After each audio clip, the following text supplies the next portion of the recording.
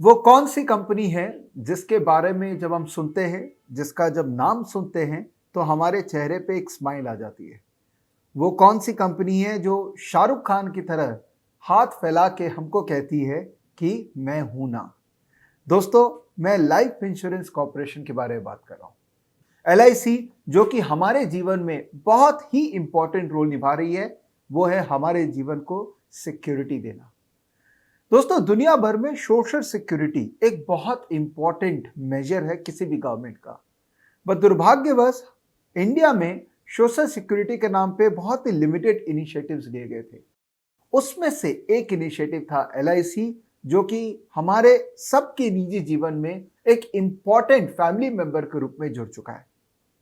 LIC IPO लेके आ रहा है, ये तो आपको पता होगा। हमारे फाइनेंस मिनिस्टर ने इस बजट में क्लियर कर दिया कि इस साल आईपीओ का प्रोसेस चालू हो जाएगा और जहां तक की है तीसरा क्वार्टर या चौथा quarter of this financial year, मतलब FY22 की बात कर रहे हैं। इसका मतलब मे बी अक्टूबर से लेकर मार्च के बीच में कभी भी एलआईसी का आईपीओ आ सकता है।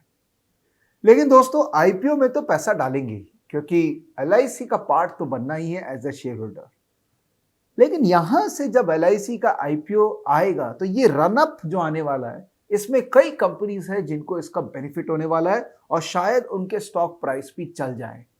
तो इस वीडियो के माध्यम से मैं आपको कुछ स्टॉक्स बताऊंगा जो शायद एलआईसी के आईपीओ के बेनिफिशियरी हो जाए।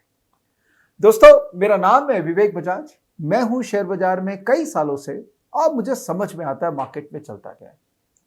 दोस्तों, एक बार लाइफ इंश्योरेंस सेक्टर के बारे में बात करते हैं। एलआईसी जो कि लीडर है इस सेक्टर के अंदर में, तकरीबन 90% मार्केट शेयर है उसका। इसका मतलब जो प्राइवेट प्लेयर्स हैं जैसे एचडीएफसी लाइफ है या प्रूडेंशियल आईसीआईसीआई, ये सब लोगों ने भी कहीं ना कहीं एक अपना अच्छा मार्क बना रखा है। लेकिन एलआईसी तो एलआईसी है। इतना डीप पेनिट्रेशन इंडिया में उनका है क्योंकि उनका एजेंट नेटवर्क इतना बड़ा है कि तकरीबन 25 करोड़ पॉलिसी होल्डर्स हैं एलआईसी के, जो कि बहुत बड़ा नंबर है। ये जो आईपीओ आने वाला है, ये अपने आप में गेम चेंजिंग आईपीओ है। स्पेशली कैपिटल मार्केट इंडिया का उसको अगर हम कंसिडर करें तो ये बहुत बड़ा आईपीओ आने वाला है। रिलायंस ने एक आईपीओ लेके आया था तकरीबन लेट 70s के अंदर में, जिसने पूरी कैपिटल मार्केट स्ट्रक्चर को चेंज कर दिया था। मेरा मानना है कि एलआईसी का आईपीओ इंडियन कैपिटल मार्केट का पूरा स्ट्रक्चर चेंज करने का कैपेबिलिटी रखता है। अब देखिए, ये जो स्ट्रक्चर चेंज होगा तो इसमें बेनिफिशियरी बहुत होंगे और हमको समझना चाहिए कि वो कौन कंपनीज है जो इसका बेनिफिशियरी हो सकते हैं और हमको उसका फायदा आज उठाना चाहिए। दोस्तों, एक बार लाइफ इंश्योरेंस सेक्टर ग्लोबल देखें हम, तो मैंने इस एक्सेल शीट के अंदर में रैंकिंग दे रखी है कि कौन कौन सी कंपनीज हैं, किस कंट्री को बिलोंग करती है, top life insurance companies of the world. आप देखोगे टॉप 5 कंपनीज जिनका मार्केट कैपिटलाइजेशन मतलब वैल्यू ऑफ द कंपनी, जो कि उनका शेयर बाजार बता रहा है। टॉप 5 कंपनीज में से 4 कंपनी चाइना या हांगकांग को मिला के है। आप समझ सकते हैं कि कितना बड़ा बेस है वो, जहां पे इतना बड़ा पॉपुलेशन है जो अपने आप को इंश्योर करता है, और वो कंपनीज जो वो सर्विस प्रोवाइड कर रही है वो कितनी बड़ी हो गई है। उसके बाद बाकी सारे कंट्रीज जैसे यूएस हो गया, कनाडा हो गया, जापान हो गया, ये सारे कंट्रीज जहां पे ओल्ड एज पॉपुलेशन भी अब ग्रो कर रही है, एलआईसी या लाइफ इंश्योरेंस का पेनिट्रेशन भी काफी ग्रो किया है। अब इंडिया की अगर बात करें तो इंडिया के अंदर में HDFC life, SBI life, Bajaj Finserv, ये कुछ इंश्योरेंस कंपनीज है जो कि लाइफ इंश्योरेंस सर्विस प्रोवाइड कर रही है। इनका भी एक डिसेंट पोजिशनिंग दुनिया के रैंक्ड लाइफ इंश्योरेंस कंपनीज में आ चुका है। अगर हम लोग बात करें एलआईसी की, तो गवर्नमेंट बोल रहा है कि एलआईसी का वैल्यूएशन तकरीबन 12 लाख करोड़ के करीब होगा, उस कंपनी का वैल्यूएशन। और देखिए, एलआईसी जैसी कंपनीज का वैल्यू निकालना इतना इजी नहीं होने वाला है, बिकॉज उसमें क्या सही मेथड होगा वैल्यू निकालने का, उस पर काफी चर्चा चल रही है। क्या अर्निंग मल्टीपल्स होना चाहिए, क्या बुक वैल्यू के साथ उसको रिलेट करना चाहिए, क्या पॉलिसी वैल्यू के हिसाब से रिलेट करना चाहिए, मतलब एयूएम के साथ से रिलेट करना चाहिए। अलग अलग टेक्निक्स है वैल्यूएशन के, जो कि इन्वेस्टमेंट एडवाइजर्स, जो इन्वेस्टमेंट बैंकर्स होते हैं, वो ऑलरेडी लग चुके हैं और वो कैलकुलेट करने की कोशिश कर रहे हैं कि कैसे इसका सही मायने में वैल्यू निकालें। एलआईसी का अगर आप कुछ डेटा देखें, मैंने निकाला था इसका, तो 12 लाख करोड़ के हिसाब से गवर्नमेंट कह रहा है कि मैं 6 से 7% इसमें स्टेक को डाइल्यूट करूंगा। मतलब आईपीओ का साइज तकरीबन 70,000 से 80,000 करोड़ होने वाला है। और टोटल में एक सबसे इंटरेस्टिंग बात गवर्नमेंट ने कर दी कि 10% ऑफ द आईपीओ, मतलब करीबन 7,000 से 8,000 करोड़ का जो आईपीओ रहेगा, 10%, वो 10% एग्जिस्टिंग पॉलिसी होल्डर्स के लिए रिजर्व किया जाएगा। और मैंने आपको कहा कि 25 करोड़ पॉलिसी होल्डर्स है। अगर आप समझे कि वो 25 करोड़ लोग में से मेजॉरिटी पोर्शन वो 10% का शेयर लेने के लिए आ गए, तो कितने लोग फाइनेंशियल मार्केट सिस्टम के लिए आने में रेडी है। एक डेटा शेयर करता हूं कि इंडिया के अंदर में टोटल में तकरीबन 4.5 से 5 करोड़ डीमैट अकाउंट है। और एक्सचेंज का अगर आप डेटा देखें कि कितने लोग एक्सचेंज का केवाईसी में हैं, वो तकरीबन 5.5 करोड़ से 6 करोड़ है। इसका मतलब अभी का जो इंडिया का फाइनेंशियल मार्केट का बेस है और जो एलआईसी आईपीओ के बाद में बेस होगा, इसमें डेफिनेटली एक मेजर ग्रोथ की पोटेंशियल नजर आ रही है। ठीक है, अगर एलआईसी हम मान लेते 12 लाख करोड़ का मार्केट कैप का कंपनी बन जाता है, तो सोचिए इंडिया में एक ओवरऑल मार्केट कैप में कितना बड़ा वैल्यू एडिशन होता है। आज की डेट में अगर मैं देखूं, रिलायंस जो सबसे बड़ी मार्केट कैप कंपनी है, उसका तकरीबन वैल्यू है, चलते हैं अपने इसमें रिलायंस जो कि सबसे बड़ी कंपनी आज की डेट में इंडिया में, उसका तकरीबन वैल्यू है तकरीबन 14 लाख करोड़। और टाटा कंसल्टेंसी भी है 12 लाख करोड़। इसका मतलब एलआईसी एक बार लिस्टिंग हो जाएगा तो इंडिया की सेकेंड या थर्ड नंबर कंपनी बनने की पोटेंशियल बनती है। इसका मतलब इंडिया का ओवरऑल मार्केट कैप कितना ग्रो कर जाएगा। और एनआईसी अगर निफ्टी या सेंसेक्स में आ जाता है, जिसका बहुत चांस है कि आएगा, तो कहीं ना कहीं वो इंडाइसेस भी री रेट हो सकते हैं, राइट। कुछ स्टॉक शायद जाएंगे और एलआईसी आएगा, तो उसके कारण पूरा स्ट्रक्चर जो है रिविजिट होने वाला है। पर दोस्तों ये मुद्दा नहीं है, ये तो मैंने मोटा मोटी आपके साथ में नंबर शेयर किए हैं। मुद्दा ये है कि ऐसे कौन से स्टॉक्स हैं जिनको हम नजर में रखें, जो शायद ये एलआईसी के आईपीओ आते आते तक इनमें प्राइस में आपको एक्शन नजर आएगा।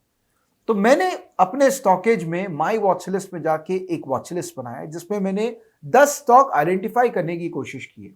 दोस्तों ये 10 स्टॉक मेरे उन असेसमेंट से मैंने निकाला है। हो सकता है कि ये वर्क करे, हो सकता है वर्क ना करे, तो ये ब्लाइंडली इन स्टॉक्स को मत फॉलो कीजिएगा। आप एटलीस्ट अपना वॉचलिस्ट बना लीजिए स्टॉकेज में और इनको ट्रैक करना चालू कर दीजिए। वो क्या स्टॉक्स है दोस्तों, मैंने जो यहाँ पर पेन डाउन किया है, जैसे एक कंपनी है बजाज फिनसर्व, जो खुद भी इंश्योरेंस सेक्टर में है, प्लस वो लेंडिंग भी करती है अगर किसी को आईपीओ में फंडिंग करना हो तो। और Bajaj Finserv also share hold करती है बजाज फाइनेंस के अंदर में, तो उसका भी एक बेनिफिट इस कंपनी को मिल सकता है। दूसरा सीडीएसएल, दोस्तों मुझे लगता है सीडीएसएल बहुत जबरदस्त बेट है। क्यों? क्योंकि एनीवेज ही डीमैट का ग्रोथ हुआ है पिछले 9 महीनों के अंदर में, 9 से 12 महीने के अंदर में, और आने वाला 12 महीने में मुझे लग रहा है कि डीमैट मार्केट का और भी ग्रोथ होने वाला है। तो सीडीएसएल काफी सेफ बेट लग रहा है मुझे इस सिचुएशन में, क्योंकि अगर उनका यूजर बेस 5 करोड़ 6 करोड़ हो जाता है स्टैंड अलोन, तो वो काफी क्रॉस सेलिंग कर पाएंगे, काफी वैल्यू ड्राइव कर पाएंगे इस यूजर बेस से। फिर उसके बाद जो लाइफ इंश्योरेंस कंपनीज खुद है जो आज की डेट में ट्रेड कर रही हैं, ऑल्दो वो सारी एक्सपेंसिव है, बट इंडिया में माना जा रहा है कि लाइफ इंश्योरेंस सेक्टर बहुत जबरदस्त तरीके से ग्रो करेगा और एलआईसी होने के बाद में काफी अटेंशन इस सेक्टर को मिलेगा। पर्टिकुलरली बाहर के जो लोग हैं जो फील करते हैं कि इंडिया में वो अंडर इन्वेस्टेड है, वो इंश्योरेंस सेक्टर पे आज भी पैसा लगा रहे और आने वाले दिनों में भी काफी पैसा लगाने आएंगे सिस्टम में। तो ये जितने भी स्टॉक्स हैं इंश्योरेंस कंपनीज के, HDFC life, ICICI Lombard, ICICI Lombard तो जनरल इंश्योरेंस है, तो इसको आप अवॉइड कर सकते हैं, बिकॉज जनरल इंश्योरेंस के डायनेमिक्स बहुत अलग है और लाइफ इंश्योरेंस के डायनेमिक्स बहुत अलग है। आईसीआईसीआई प्रूडेंशियल, उसके बाद है कुछ ब्रोकिंग फर्म्स जिन्होंने लास्ट साल भर में परफॉर्मेंस देखा है अपनी बैलेंस शीट के अंदर में, और ये एलआईसी आईपीओ आएगा तो कहीं ना कहीं उनको नए यूजर बेस सिस्टम में मिलेंगे, पर्टिकुलरली वो ब्रोकिंग फर्म्स जिनका बैंकिंग बैकग्राउंड है। तो मेरे हिसाब से ICICI securities, Kotak Mahindra bank, ये दोनों को भी आपको नजर में रखना चाहिए। बिकॉज ओवरऑल इकोसिस्टम के अंदर में ये दोनों एंटिटी एक अलग तरीके का वैल्यू ऐड करते हैं। उसके बाद है दोस्तों LIC housing finance. Although housing finance company और LIC में कोई लेना देना नहीं है, बट क्योंकि ये LIC की ही एक इन्वेस्टी कंपनी है, 40% स्टेक इसमें LIC होल्ड करता है, तो कहीं ना कहीं इसमें भी आपको कुछ एक्टिविटी नजर आएगी, तो ट्रैक करने के लिए ये भी बहुत अच्छा स्टॉक है। उसके बाद इंश्योरेंस कंपनीज के कंटिन्यू करें तो SBI लाइफ इंश्योरेंस है और स्टेट बैंक ऑफ इंडिया, जो कि डीपेस्ट लेवल पे इंडिया में पेनिट्रेटेड है। अगर LIC का IPO को सक्सेसफुल करना है तो ये पब्लिक सेक्टर बैंक्स जिनका रीच बहुत ज्यादा है, कहीं ना कहीं उनका भी एक इंपॉर्टेंट रोल होगा, उनके भी यूजर्स और आएंगे। IPO प्रोसेस के दौरान वो अपने कस्टमर से भी कुछ एक्स्ट्रा कमाएंगे और लेंडिंग तो ऑब्वियसली वो करेंगे ही करेंगे। तो ये एक overall entity state bank of India, because ये पब्लिक सेक्टर भी है और बैंकिंग ओवरऑल BFSI सेक्टर को भी बिलोंग करता है, तो शायद इसके अंदर में भी किसी तरह का एक री-रेटिंग हो जाए। दोस्तों मेरा मानना है कि LIC का IPO, जैसा कि मैंने कहा, कि एक बड़ा माइलस्टोन है अपने देश के लिए, अपने मार्केट के लिए, और कहीं ना कहीं PSU सेक्टर के लिए भी ये कहीं ना कहीं एक ट्रिगर पॉइंट है कि अगर गवर्नमेंट इसको सक्सेसफुली सेल थ्रू कर देता है और इंटेंट क्लियर दिखाता है कि हाँ हम डिसइन्वेस्टमेंट कर रहे हैं, हमको कोई प्रॉब्लम नहीं है छोटा छोटा स्टेक को डाइल्यूट करने में, तो जितने भी PSU स्टॉक्स है जिनमें गवर्नमेंट के ज्यादा स्टेक है, वो PSU स्टॉक्स भी आप देखोगे उनके अंदर में कुछ एक्टिविटी आ सकती है। वो कैसे पता लगेगा दोस्तों? स्टॉकेज में हम लोगों ने एक सेक्शन बना रखा है इन्वेस्टर पोर्टफोलियो। यहां आप अगर जाएंगे इंस्टीट्यूशन में तो यहां आप टाइप करिए प्रेसिडेंट। यहां अगर आप जाएंगे तो आपको नजर आएगा गवर्नमेंट ऑफ इंडिया फंड्स। यहां पे आपको नजर आ जाएगी कंपनीज जहां पे government of India stake hold कर रही है, और जनरली ये स्टेक जो है वो प्रेसिडेंट ऑफ इंडिया के नाम पे होता है। तो इस सेक्शन के अंदर में आपको बड़ा लिस्ट मिल जाएगा उन कंपनीज का जहां पर गवर्नमेंट स्टेक होल्ड कर रही है।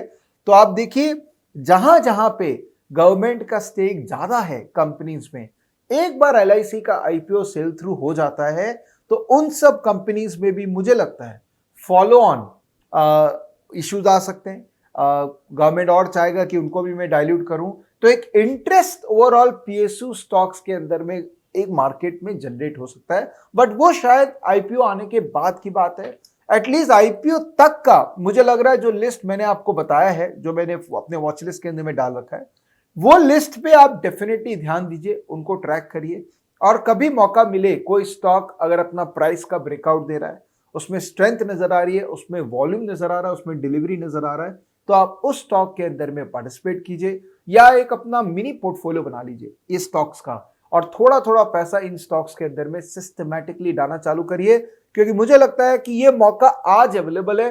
3 महीने बाद शायद ये स्टॉक्स महंगे हो जाए अगर मार्केट तेज रहा तो, और जैसे जैसे LIC IPO में क्लैरिटी आएगी, डेडलाइंस में क्लैरिटी आएगी, वैसे वैसे ये स्टॉक्स में और एक्टिविटी बढ़ती जाएगी।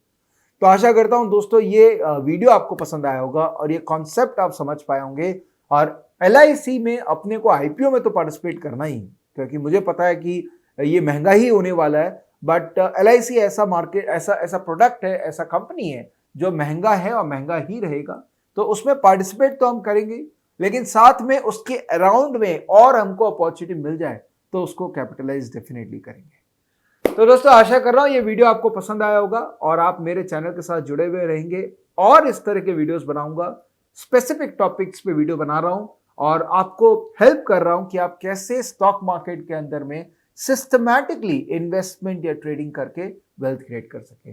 धन्यवाद दोस्तों ये वीडियो देखने के लिए और ये वीडियो शेयर करने के लिए। Bye bye.